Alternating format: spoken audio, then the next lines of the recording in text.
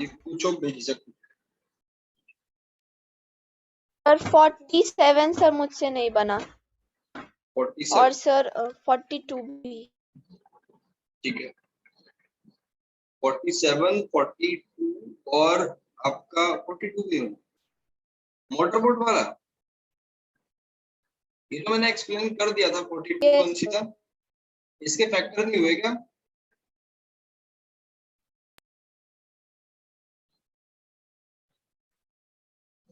Sir motor boat नहीं sir एक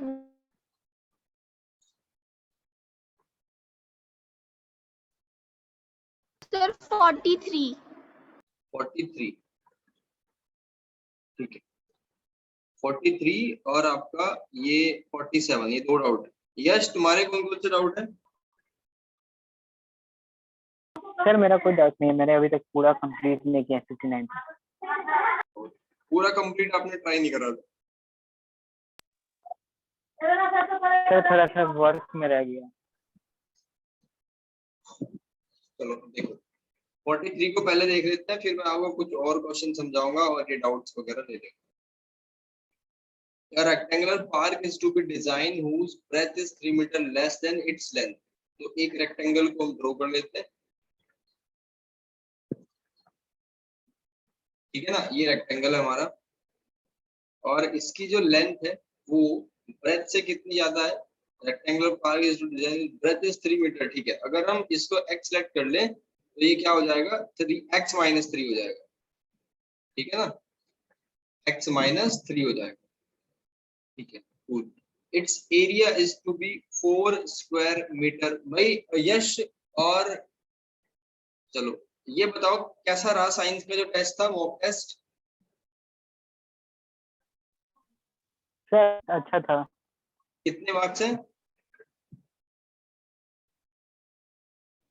sir 52 चलो ठीक है बहुत बढ़िया its area is to be 4 square meter more than the area of park that has already been made in the shape of an isosceles triangle with its base and the breadth of rectangle park and of the altitude 12 meter find the length and breadth of rectangular park यानी कि इस x की value आपको बतानी है क्या होगी अगर ये x हमें मिल जाए तो पूरा का पूरा काम बन जाएगा ठीक है ना तो क्या कहा गया है its area is to be 4 square metre more than देखो हमने क्या करना है कि एरिया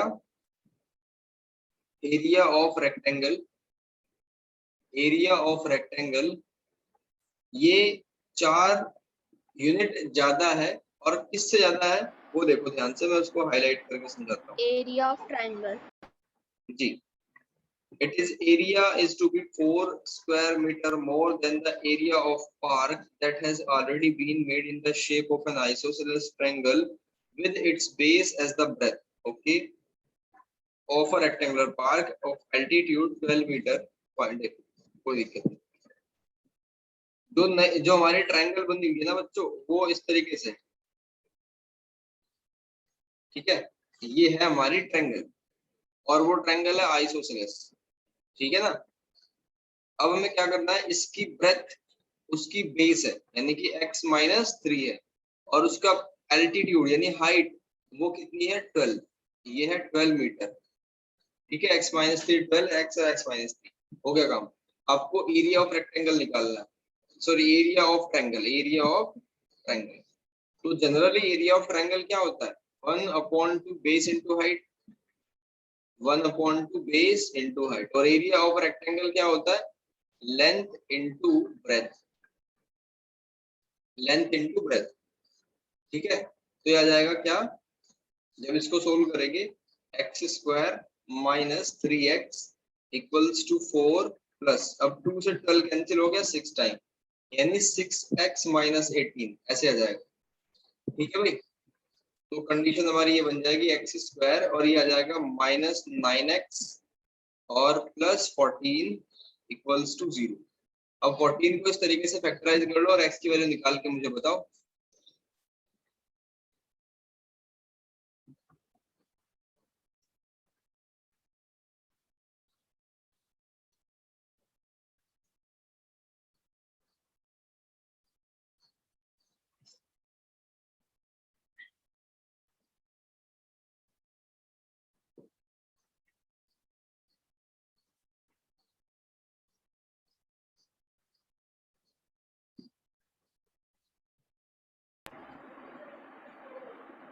सर यहाँ पे हम सर 6 को इन दोनों से इंटू करेंगे।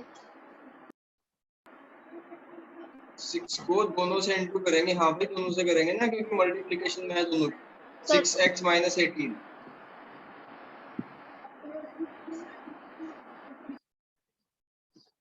ठीक है ना। 6 एक बार x के पास जाएगा 6x, और एक ये बार 3 के सर पास जाएगा।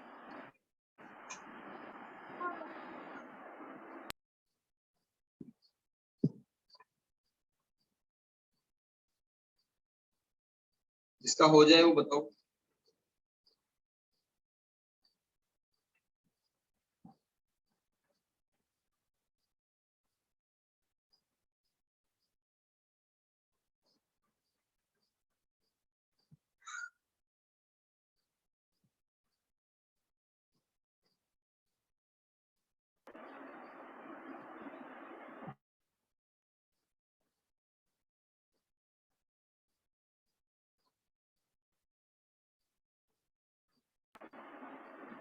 सर इसके दो आंसर आ रहे, जी बोलो। 7 और 2। 7 और 2, x की वैल्यू एक तो 7 है, और क्या 2 हो सकती है, सोच के देखो। क्या 2 एक प्रैक्टिकल वैल्यू है? बच्चे अगर आपने x की जगह पे 2 पुट कर दिया ना, तो ब्रेथ हो जाएगी नेगेटिव, जो कि पॉसिबल नहीं है। सिर्फ x की वैल्यू 7 ही प्रैक्टिकल है। तो क्या है, लेंथ ऑफ रेक्टेंगल 7 और breadth of rectangle 7 minus 3, that means 4।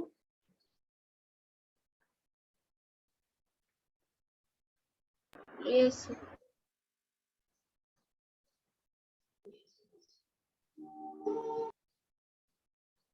ये डन हो गया। अब 47 पे चले, या बीच में कुछ पूछना है? No sir. ठीक, देखो 47 में आपसे कहा गया है कि वो टैंक पूरा नहीं भरा, वो हाफ फिल है। To fill up a swimming pool, 2 pipes are to be used. If the pipe of larger diameter is used for 4 hours and the pipe of smaller diameter for 9 hours, clear? Only half the pool can be filled. ठीक है, सिर्फ आधा ही भरा है। Find how long it will take to each pipe to fill the pool separately. अगर एक को 10 घंटे ज्यादा लगता है तो सिंपल है। अगर मान लो एक को x घंटे लगते हैं, ठीक है, दूसरे वाले को कितना लगेगा, x प्लस 10 आवर लगेगा। मतलब कि इसमें से ज्यादा पानी निकलता है, तो इसका सामने का जो क्रॉस सेक्शन है वो ज्यादा है और इसका कम, ठीक है। और ये मिलके क्या कर रहे हैं, आधे टैंकर को भर रहे हैं, ठीक है। तो हाफ जो टास्क होता है एक टैंकर का, उसका कितना पार्ट कर रहे हैं, आधा, यानी कि 1/2 कंप्लीट कर रहे हैं, सिंपल एज दैट। तो एक घंटे का काम कितना है, अगर हम इनको नाम दे दें, तो टैप ए का एक घंटे का काम कितना, 1/x। टैप 1 बी upon का x एक घंटे का काम कितना, 1/x प्लस 10।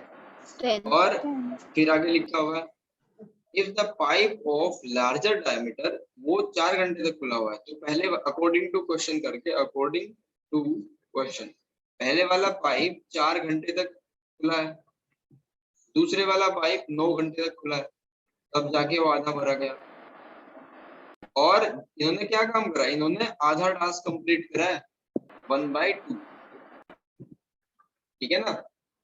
अब इसको सोल्व कर लो आप, 4/x plus 9/x plus 10 equals to 1/2। अब इनका लिया हमने एलसीएम, तो सर ऐसे बन जाएगी। 1/2 भी ना रेसिप्रोकल होगा? नहीं, 1/2 रेसिप्रोकल नहीं होगा, क्योंकि प्रैक्टिकली समझो आप, इन्होंने मिलकर क्या काम करा है, एक पाइप भरना था, वो आधा भरा है ना।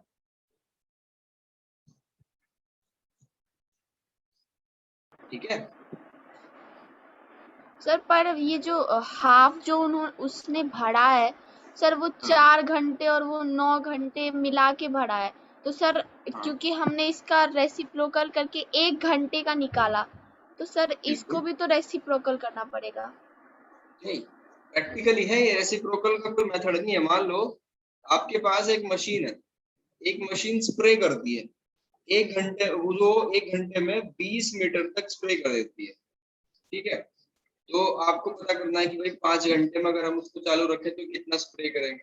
तो 5 इंटू 1 और 5 इंटू 20 यानी कि 100 मीटर तक वो स्प्रे कर देगी।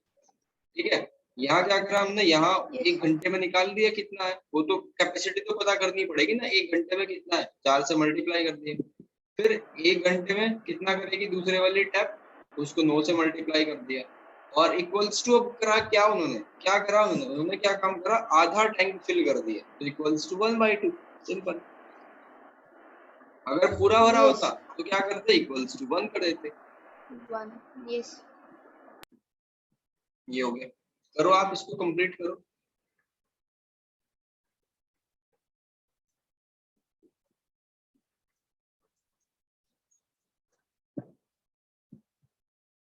क्रॉस मल्टीप्लाई कर दो, ऐसे करके 2 आ जाएगा यहाँ पे, और ये x इंटू एक्स प्लस 10 इधर चला जाएगा।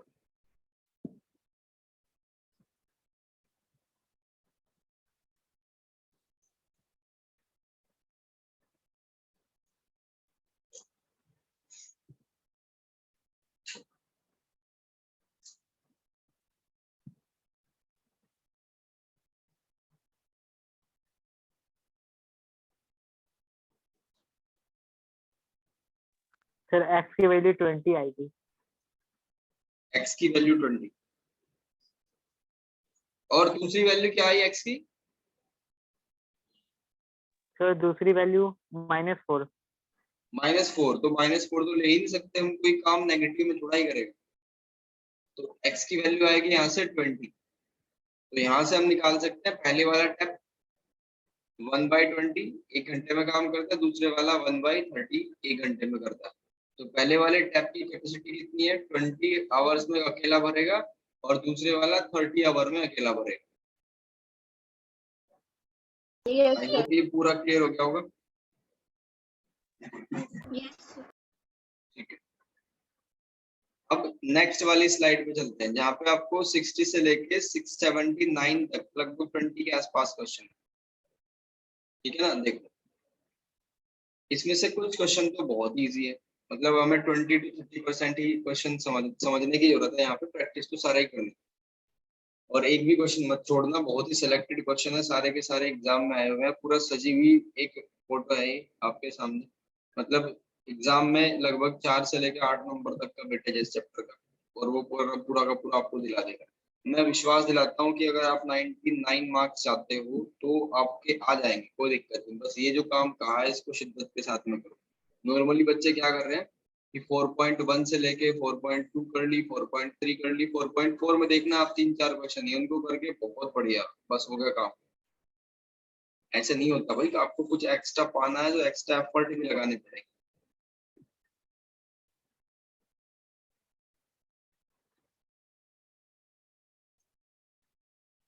और ये भी गारंटी है कि पेपर आप 1.5 घंटे में करके आओगे, 3 घंटे के टाइम में 1.5 घंटे में पेपर करके आओगे। जैसे जैसे आगे बढ़ेंगे एग्जाम स्ट्रेटजी पे बात करेंगे, अभी इसके कुछ क्वेश्चन देख लेते हैं। ठीक है, यस सर। इजी क्वेश्चन से स्टार्ट करते हैं पहले। क्वेश्चन नंबर 66, इसमें कहा गया है the sum of two number is 9। Okay, sum of their reciprocal is 1/2। बहुत इजी है, फटाफट से करके बताना मुझे। अगर एक नंबर को हम x लेट कर लेंगे तो दूसरा कितना हो जाएगा, 9 x minus माइन 1. जी 9 माइनस एक्स होगा। ठीक है, सम ऑफ द रेसिप्रोकल, इनका रेसिप्रोकल, रेसिप्रोकल का मतलब इनका उल्टा,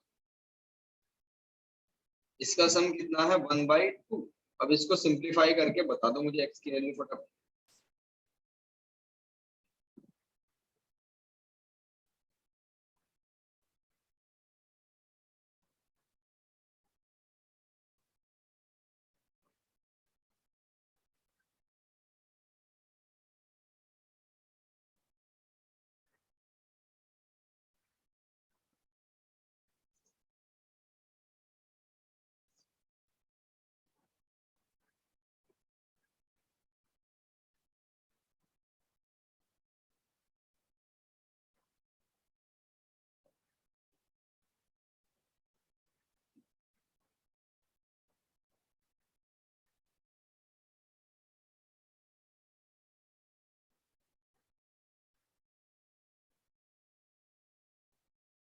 सर 3 and 6.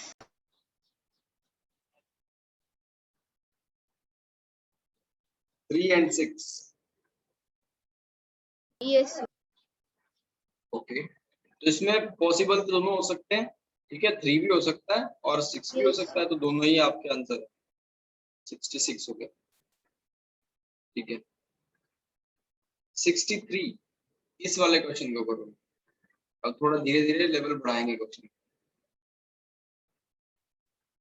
अगर आप एक ही टॉपिक पे 100 क्वेश्चन कर लोगे ना तो हिम्मत नहीं है एग्जाम में, मैं प्रीवियस ईयर क्वेश्चन भी आपको दिखाऊंगा, सैंपल पेपर भी आपको दिखाऊंगा, किसी क्वेश्चन की हिम्मत नहीं है कि आपको परेशान कर दे इस टॉपिक पे।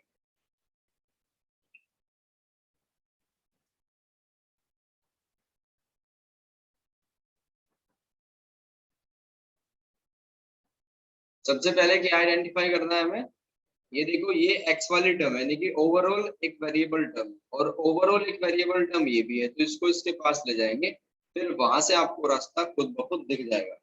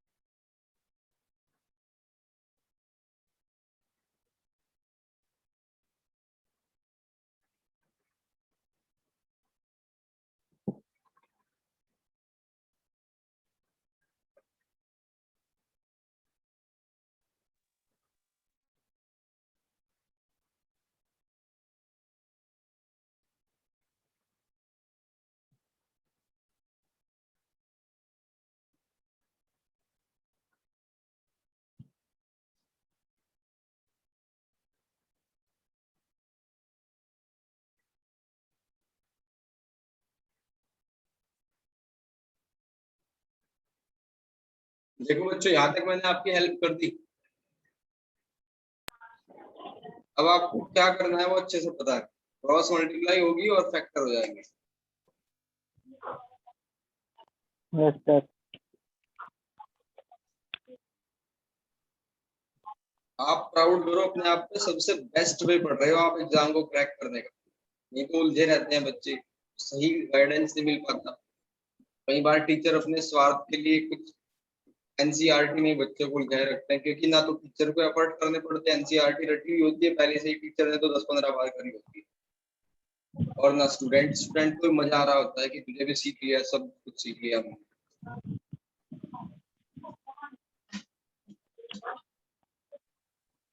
हमेशा लर्निंग जो होती है ना वो इजी टू टफ होती है, कभी भी उसका जो कर्व होता है ना वो ऐसा होता है इंक्रीजिंग वाला।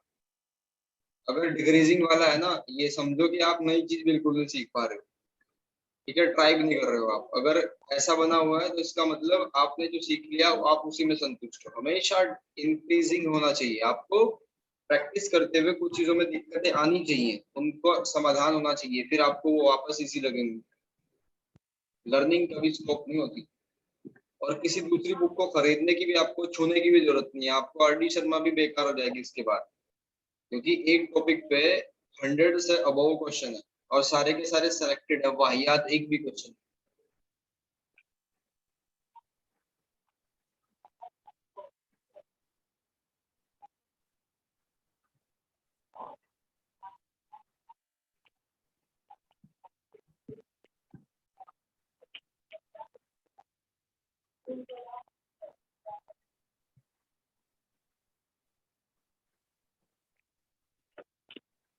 सर एक्स का 2 वैल्यू आया है, हाँ बोलो। -b/2 and -a। Ji, -b/2 और -a, अभी चेक कर लेते हैं। 63, सब बताओ भाई अपने अपने आंसर्स।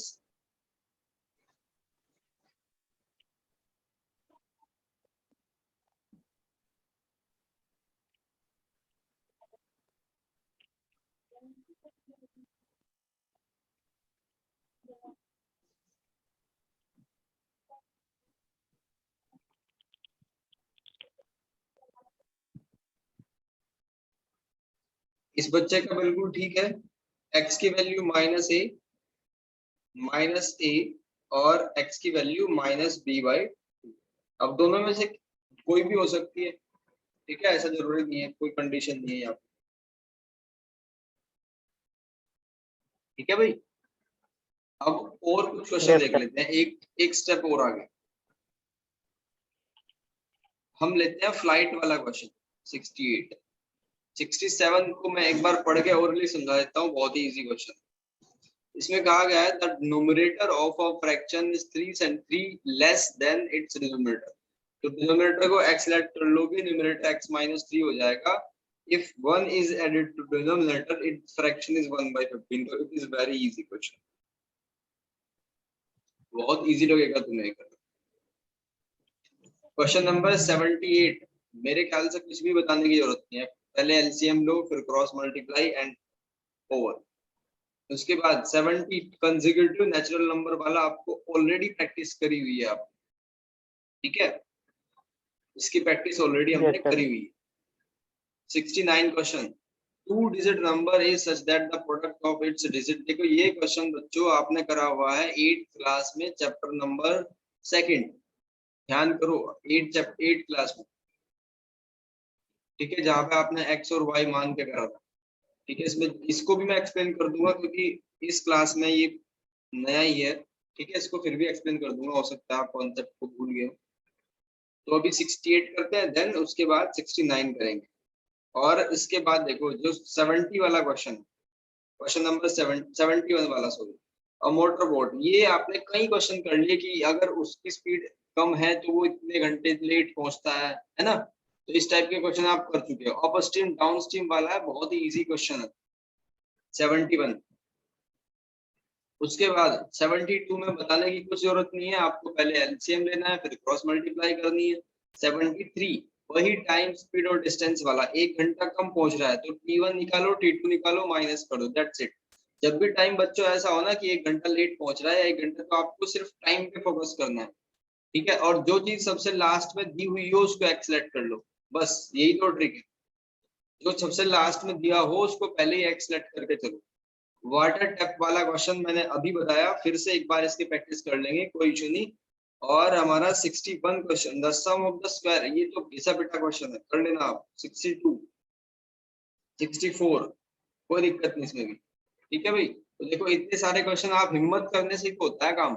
अगर हिम्मत करके उठ के खड़े हो जाओ तो 50% काम तभी हो जाएगा। 75, इट इज वेरी इजी, ठीक है।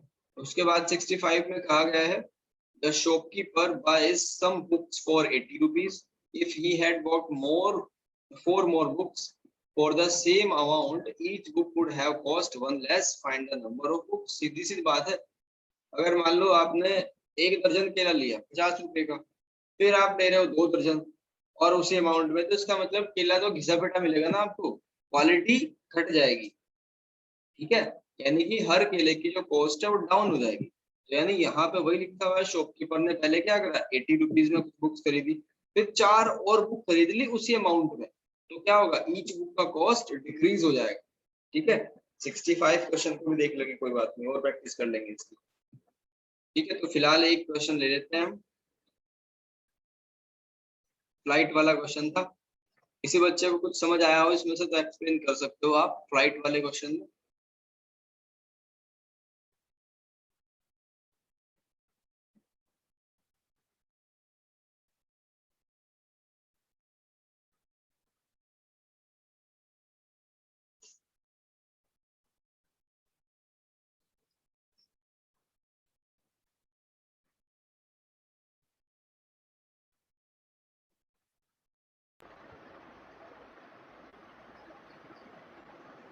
सर ये भी वैसा ही है, बस और सारे में स्पीड बढ़ाते थे, उसमें घटा दिए हैं।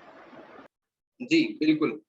तो टाइम गैप है ना, टाइम कितना गैप है, 30 मिनट का। तो आपको यहाँ भी बच्चों 30 T1 ही मिनट। निकालना है, यहाँ भी आपको T2 ही निकालना है, और ठीक है, निकालो, आपको पता चल जाएगा कौन सा ग्रेटर है। और उनके बीच में गैप कितना है, डिफरेंस 30 मिनट को आधा घंटा ही तो बोलते हैं, 1/2 आवर। और लास्ट में क्या पूछा है, find the original speed, original duration, sorry, find the original duration of the flight. दोबारा पढ़ो question. In a flight 2800 kilometre, एक फ्लाइट है बच्चों वो 2800 किलोमीटर, यहाँ से पॉइंट सर ए से उसकी लेके, ओरिजिनल स्पीड निकाल के सर फिर डिस्टेंस दिया हुआ है तो फिर टाइम भी निकल हाँ जाएगा। एग्जैक्टली तो मतलब गेम कहाँ फंसा हुआ है, स्पीड पे, तो स्पीड को आप एक्स सेलेक्ट कर लो, ठीक है, और डिस्टेंस दे ही रखी है हमें, तो टाइम निकल जाएगा, है ना। Slow down due to bad weather, अब क्या हुआ कि मौसम खराब हो गया, स्पीड घटानी पड़ेगी, ठीक है, फ्लाइट की। It is average speed reduced by 100 kilometre per hour, ठीक है, पहले जो स्पीड एक्स थी वो अब कितनी होगी, एक्स माइनस 100 करनी पड़ी ड्यू टू वेदर। तो पहले में टाइम देखो कितना है, डिस्टेंस 2800 अपॉन स्पीड एक्स, अब यहाँ डिस्टेंस तो वही है और स्पीड कितनी है एक्स माइनस 10, तो बताओ T1 बड़ा होगा या T2 बड़ा होगा।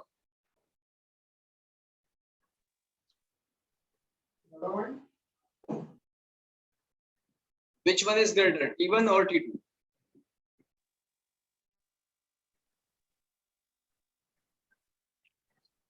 Sir T2। T1।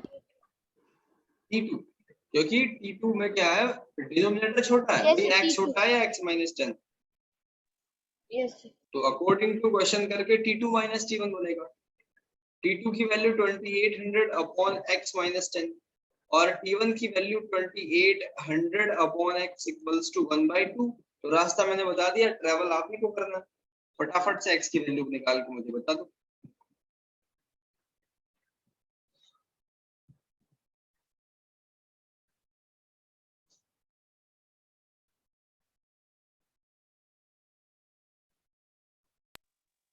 Sir x की वैल्यू 800 आई है।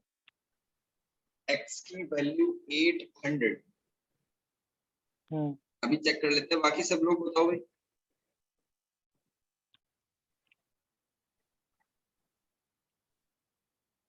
इसके दो फैक्टर आए होंगे ना आयुष, सॉरी यश, यस यस सर। दूसरी वैल्यू क्या आई एक्स की,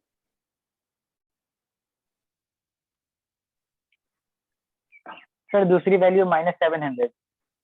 एग्जैक्टली एक्स की एक वैल्यू 800 है और दूसरी है -7, तो स्पीड तो कभी भी नेगेटिव हो नहीं सकती, तो ये आएगा 800, ठीक है। अब जैसे आपको स्पीड का पता चला, स्पीड 800 है और डिस्टेंस कितनी है 2800, तो टाइम कितना है, टाइम क्या होता है, डिस्टेंस अपॉन स्पीड, तो कैंसिल हो गया, कितना बचा कार्यक्रम, 14/4 यानी 7/2, क्लियर, यस सर। ठीक है। ये हो गया हमारा क्वेश्चन नंबर 68। Okay done. 68 के बाद एक नया सा क्वेश्चन लेते हैं जो अब तक हमने ना करा हो उस टाइप का। चलो इस लास्ट वाले को ही देखते हैं, 79 क्वेश्चन पे क्या कह रहा है, ठीक है, 79 को देखते हैं। एक बार पढ़ो आप, समझो और ट्राई कर, कोशिश करो करने की, तब तक मैं इसको रफ वगैरह करता हूँ।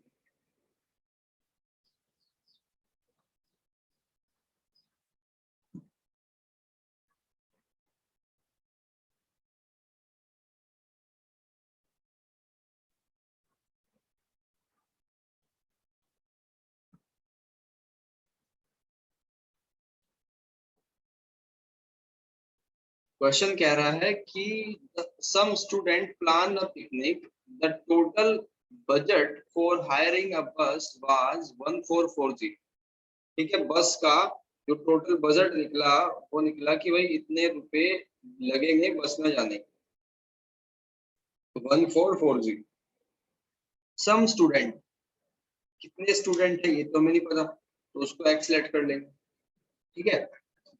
Later on, 8 of these refused to go and instead paid their total share of money toward the fee of one economical weaker student of their class. Thus, the cost of each member who went for picnic increased by 30. बिल्कुल ठीक है, अगर एक आप try कर सकते हो, easy question, try करो।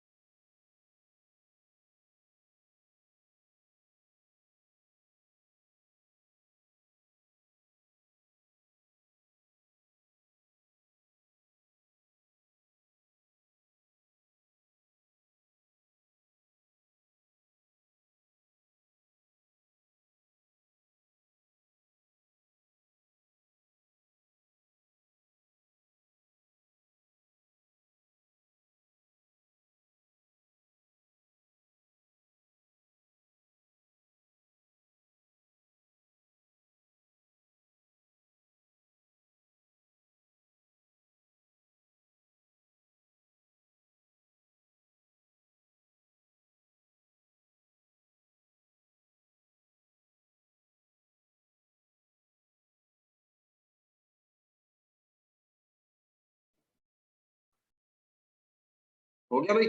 भाई प्रैक्टिकल है ना, मान लो आप 4 लोग जा रहे हो, आप 4 लोग घूमने जा रहे हो, 100 का बजट है, तो 400 की पार्टी करनी है। पार्टी तो छोड़ दो, क्योंकि पार्टी तो एक ऐसी चीज ना, वो चेंज हो सकती है।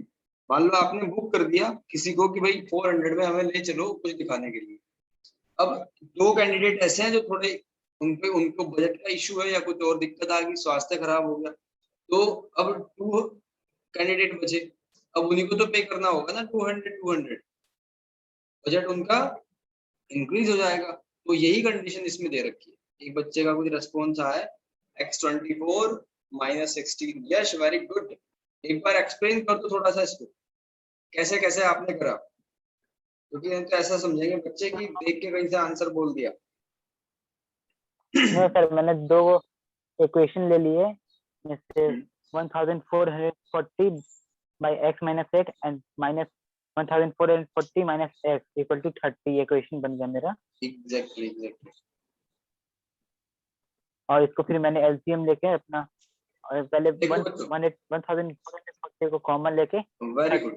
1400 अपॉन कर दिया कंक्लूजन 30। ये निकला, और बिल्कुल कंक्लूजन ये निकला कि हर एक क्वेश्चन में वही कंडीशन बनती है। टाइम स्पीड एंड डिस्टेंस वाले में भी ऐसे ही बन रहा है, ठीक है, सब में वही वही काम हो रहा है। अभी देखो आप 1440 बच्चे थे, सॉरी इतना अमाउंट था, और x बच्चे थे, तो आप एक बच्चे पे कितना अमाउंट होगा, 1440 अपॉन x, इतना एक बच्चे को पे करना पड़ेगा, ठीक है। अब उसमें से कितने चले गए, ये देखो 8 कैंडिडेट उसमें से चले गए, तो अब कितना होगा 1440 अपॉन x माइनस 8, ठीक है। लेकिन अब एक बच्चे पे बर्डन ज्यादा पड़ेगा, 30 का ज्यादा पड़ेगा, तो इसको अकॉर्डिंग टू क्वेश्चन कर लो। अकॉर्डिंग टू क्वेश्चन क्या हो जाएगा, 1440 अपॉन x माइनस 8 और 1440 अपॉन x इक्वल्स टू 30, ये हो जाएगा। अब इसको सिंप्लीफाई कर सकते हो, इस बच्चे का आंसर एक बार रिपीट करना भाई, क्या आंसर आया सर 24 and minus 16। 24 और -16, तो नेगेटिव में तो हो नहीं सकता, सिर्फ प्लस ही होगा 24। और एक बार अपनी क्वाड्रेटिक इक्वेशन भी बोल दो क्या है, ताकि सब लोग मैच करा लें। तो क्वाड्रेटिक इक्वेशन है x² minus 8x minus 384। जी 384, ठीक है, x² minus 8x minus 384 equals to 0, exactly, बहुत बढ़िया।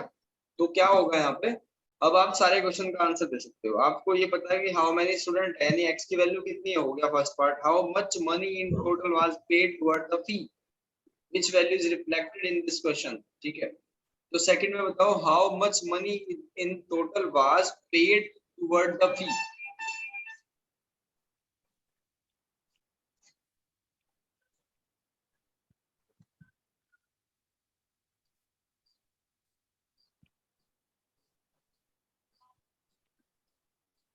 $60। 60,